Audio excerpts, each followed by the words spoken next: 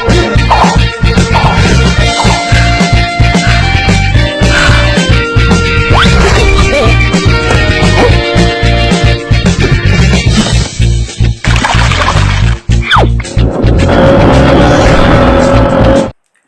दोस्तों। जैसे कि भारत में पेट्रोल का दाम दिन प्रतिदिन बढ़ रहा है और ये 70 साल में लगभग ऐसा पहली बार हो रहा है कि पेट्रोल का दाम दिन प्रतिदिन बढ़ रहा है और कुछ स्टेट में तो ये 100 के पार भी हो गया है। तो आइए आज हम इसी के बारे में चर्चा करेंगे कि जब पेट्रोल इंपोर्ट किया जाता है तो वह कितने रुपये का होता है और जब उस पर सेंट्रल गवर्नमेंट और स्टेट गवर्नमेंट का टैक्स ऐड कर दिया जाता है तो वो कितने रुपये का हो जाता है और किस प्रकार से मोदी गवर्नमेंट इस बढ़ते दाम को लेकर बिल्कुल चुप है और इसका ब्लेम पिछले गवर्नमेंट पर कर रही है। तो आइए आज हम एक एक करके समझ रहे हैं। पहले पेट्रोल और डीजल की कीमतें सरकार तय करती थी, लेकिन जून 2010 में पेट्रोल और अक्टूबर 2014 में डीजल की कीमतों को सरकार के कंट्रोल से हटा दिया गया और तब यह जिम्मा दिया गया तेल कंपनियों को। तेल कंपनियां बाजार में भाव के अनुसार पैसा लेती थी, यानी भाव यदि बाजार में ज़्यादा है तो पैसे ज़्यादा लगेंगे और यदि भाव कम है तो पैसे कम लगेंगे। शुरू में यह महीने में 2 बार कीमतें तय की जाती थी, पहला एक महीने की पहली तारीख को और दूसरा महीने की 16 तारीख को। इसमें क्या होता था कि यदि पहली तारीख को पेट्रोल का दाम बढ़ गया तो यह कीमत आपको तब तक देनी होती थी कि जब तक 16 तारीख को पेट्रोल का दाम चेंज ना हो जाए और इसके बीच में भले ही पेट्रोल का दाम कम क्यों ना हो गया हो, लेकिन आपको बढ़ी हुई कीमत ही देनी होती थी। तो इससे क्या होता था कि कंज्यूमर को काफ़ी नुकसान होता था, क्योंकि कीमत जब मान लीजिए पहली तारीख को बढ़ गया और दूसरी तारीख को तेल का कीमत कम हो गया, लेकिन फिर भी आपको कीमत बढ़ा हुआ कीमत ही आपको 16 तारीख तक देना होता था कि जब तक ये 16 तारीख को दाम चेंज ना हो जाए। फिर साल 2017 में हुआ बदलाव। ऐसे में पेट्रोल और डीजल की कीमत रोजाना के हिसाब से तय करने का फैसला किया गया। अब सुबह 6 बजे पेट्रोल की कीमत जारी की जाती है। तो दोस्तों आप इस चार्ट में देख सकते हैं कि तेल का एक्चुअल प्राइस क्या है और जब उसमें डीलर कमीशन, भाड़ा और स्टेट गवर्नमेंट और सेंट्रल गवर्नमेंट का टैक्स ऐड कर दिया जाता है तो टोटल कितने का हो जाता है। जैसा कि आप देख सकते हैं कि तेल का एक्चुअल प्राइस क्या है और जब इसमें टोटल टैक्स ऐड कर दिए जाते हैं तो ये कितने का हो जाते हैं।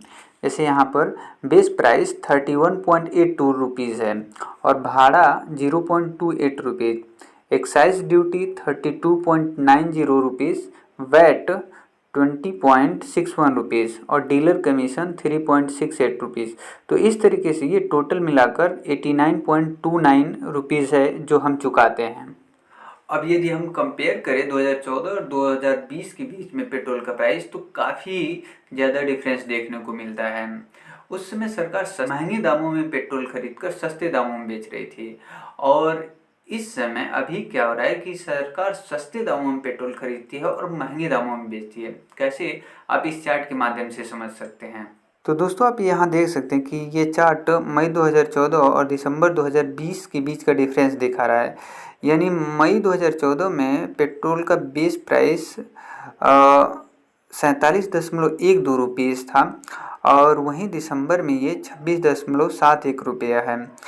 तो मई में सरकार 47.12 रुपये में पेट्रोल खरीदती थी, यानी महंगे दामों में खरीदकर सस्ते दामों में बेच रही थी और वहीं दिसंबर में ये सरकार 26.71 रुपये में यानी सस्ते दामों में पेट्रोल खरीदती है और फिर भी आज देख रहे हैं कि 100 के पार हो रहा है ये पेट्रोल का दाम, महंगे दामों में बेच रही है। वहीं आप कंपेयर करें यदि सेंटर टैक्स का, तो वो भी मई में 10.39 रुपीज़ था और वहीं दिसंबर में ये आकर 32.98 रुपीज़ हो गए। वहीं डीलर कमीशन उस समय 2014 में 2 रुपये था, तो यहाँ पर दिसंबर 2020 में ये 3 रुपये 65 पैसा हो गया और स्टेट टैक्स जो था वो मई 2014 में 11.9 रुपया था और यहीं दिसंबर में 19 रुपया हो गया। तो इस तरीके से रिटेल प्राइस हमारा मई 2014 में 71.41 रुपया था। आप देख सकते हैं कितना डिफरेंस है, कि 47 रुपये का पेट्रोल खरीदकर 71 रुपये में बेचा जा रहा था, और वहीं दिसंबर में 26 रुपये का पेट्रोल खरीदकर और 82 रुपये में बेचा जा रहा है। तो आप देख सकते हैं कि कितना डिफरेंस है।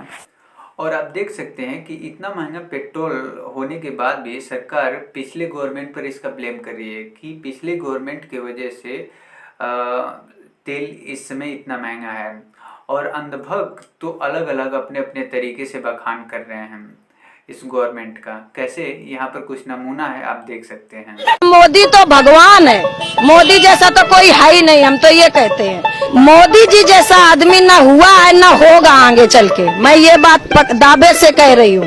रोजगार नहीं दे पा रहे, ये जो हमारे नए भाई बहन इतने अच्छे पढ़े लिखे घूम रहे, भ्रष्टाचार कैसे खत्म हो जाए? हम ही फैलाते हैं, हम ही कहते हैं कि भ्रष्टाचार है।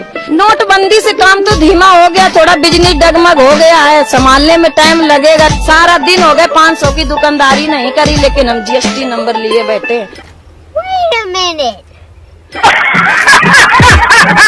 रुपए किलो खरीद रहे हैं जी, 120 रुपए किलो खरीदे। तो ये आपको नहीं लग रहा है काफी ज्यादा महंगा हो गया? मोदी जी कुछ भी करेंगे ना, हम लोगों को पसंद है। 2 रात भूखा सोना। और इतना ही नहीं, अब लोग अपने पड़ोसी देश नेपाल के यहाँ भी जा रहे हैं पेट्रोल डलवाने के लिए। और आप देख सकते हैं कि कैसे ये कंट्री भारत से भी सस्ता पेट्रोल और डीजल बेचती है। तो आपकी क्या राय है, आप कमेंट करके जरूर बताइएगा।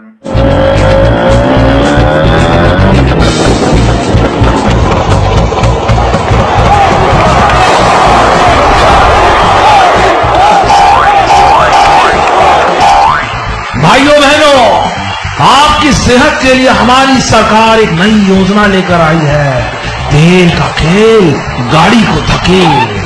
पेट्रोल महंगा भाई बहनों इसलिए रखा गया है ताकि आप गाड़ियों में तेल न डलवाएं, धक्का लगाकर फिट रहें।